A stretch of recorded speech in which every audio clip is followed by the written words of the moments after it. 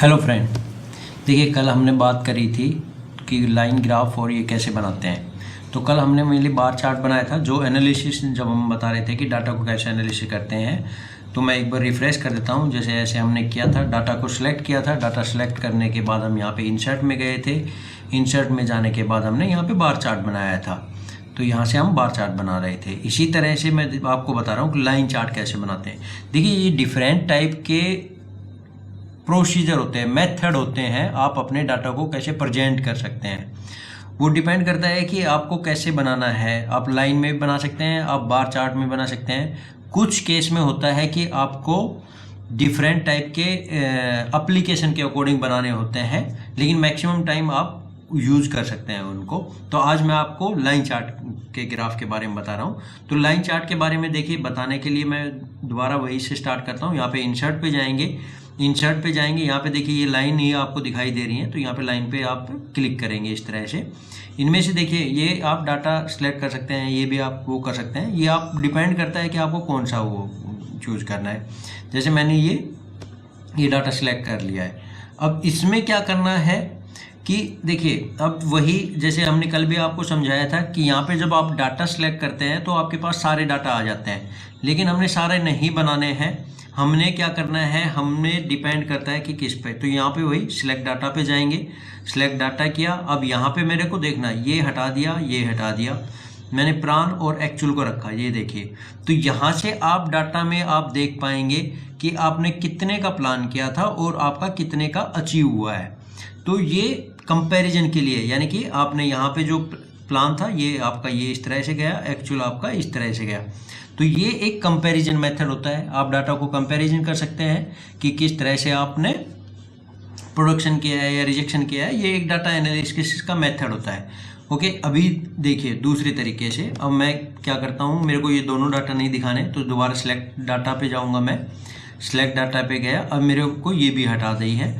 अब मैंने केवल प्लान क्वांटिटी दिखानी है। तो ये देखिए, अब इससे केवल क्या प्रेजेंट हो रहा है कि यस, मैंने 1 तारीख को ये प्लान किया था, 2 को इतना प्लान किया था, 3 को इतना प्लान किया था, 4 को इतना, 5 को, 6 को इतना। इस तरह से मेरा ट्रेंड प्लान का चला है।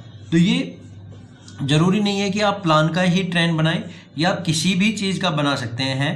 यानी कि वर्क हावर्स का भी बना सकते हैं, कि प्रोडक्शन का एक्टिविटी का बना सकते हैं। किसी भी चीज़ का आप डाटा बना सकते हैं कि यस, मेरा किस दिन का क्या प्लान था और मैंने कितना अचीव किया। तो ये डाटा प्रेजेंटेशन का एक मेथड होता है। यहाँ पे लाइन ग्राफ जो आप बनाते हैं, तो ये देखिए आप यहाँ पे जाके डाटा सेलेक्ट कर लेते हैं यहाँ पे।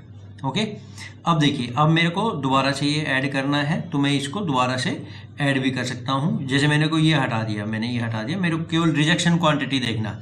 तो ये मैं यहाँ पे क्लिक करूँगा, ये मेरी रिजेक्शन क्वांटिटी आ गई। यहाँ से मेरे को पता लग रहा है कि किस दिन मेरा रिजेक्शन ज़्यादा हुआ है, किस दिन मेरा रिजेक्शन कम हुआ है। तो इस तरह से आप लाइन ग्राफ बना सकते हैं। बहुत सारे मेथड होते हैं डाटा प्रेजेंट करने में। अब देखिए बहुत सारे हैं, जैसे पाई चार्ट है, आप पाई चार्ट भी बना सकते हैं। ये भी बहुत काम आता है। ये खास तौर पे जब हम ऑडिट्स वगैरह करते हैं तो पाई चार्ट वगैरह रिजेक्शन ग्राफ में बनाते हैं। तो ये आप ऐसे भी दिखा सकते हैं इसको। जैसे अभी हमने यहाँ पे डेट डाल रखी है, आप डेट ना लेके इसको डिफेक्ट वाइज भी बना सकते हैं।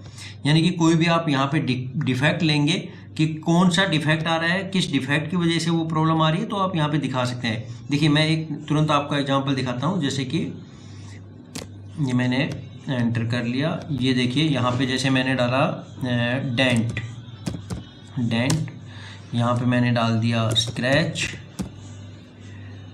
स्पेलिंग देख लेना आप, कोई दिक्कत नहीं है। स्क्रैच, यहाँ पे मैंने डाल दिया पिन होल, यहाँ पे डाल दिया जैसे सरफेस, यहाँ पे डाल दिया मैंने लेंथ NG, यहाँ पे डाल दिया विड्थ और ETC। ओके, तो ये इस तरह से आप ग्राफ बना सकते हैं। देखिए अब जो आपका डेंट जो दिखाई दे रहा है वो ब्लू कलर है, यानी कि ये डेंट है, ये स्क्रैच है, पिन होल है, यानी कि इसके कारण इतना डाटा आपका रिजेक्शन हो रहा है। इसमें भी आप सिलेक्ट डाटा करिए। अब आप क्या दिखाना चाह रहे हैं, हमने केवल रिजेक्शन दिखाया है। अब आप यहाँ पे एफिशिएंसी भी दिखा सकते हैं, कुछ भी दिखा सकते हैं जो आपको इसमें प्रेजेंट करना है। तो ये एक डाटा प्रेजेंट करने का मेथड है। तो इस तरह से मैं आपको बहुत सारी एक्सेल की ट्रेनिंग दूंगा, तो इस ट्रेनिंग के लिए जुड़े रहिएगा। आप चैनल को सब्सक्राइब करिएगा, चैनल को फॉलो कर लिएगा, ताकि आपके पास नई नई खबर आती रहे, आपको पता रहे और एक्सेल के बारे में आप ट्रेनिंग लेते रहें। Thank you.